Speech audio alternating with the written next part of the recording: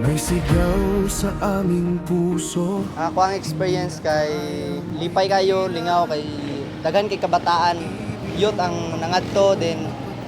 Daghan pud may nailhan, dili lang sa nailhan ako sila kung dili mas busog pa mi sa words nga amo na receive. Nindot kay words kay dili lang siya about sa ano kung dili about sa imong life kung paano nimo siya ma-apply sa imong daily. Ikaw ang pangalan mong banal.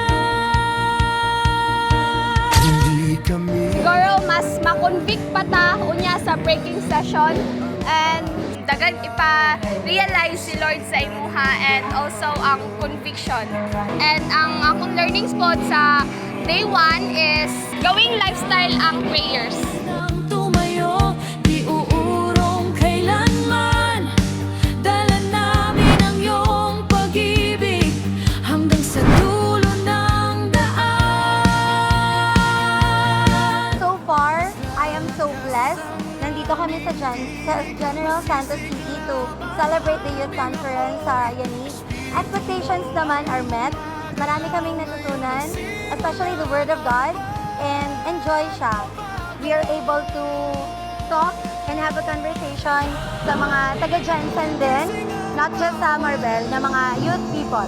so Yani si Jesus ang aming hari. Yani This whole youth conference, this yanig, ikikintal sa atin na hindi lang tayo mabubuhay sa feelings natin kung hindi sa katotohanan na itinuturo ng Panginoon sa bawat isa sa atin.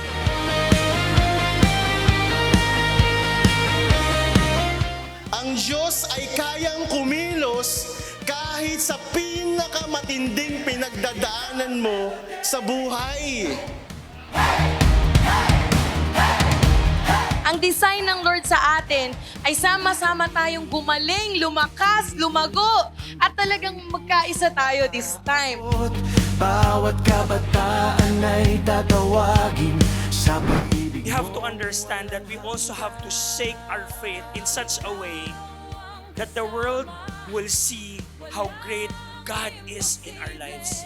Kapag ikaw ang nanguna, tagumpay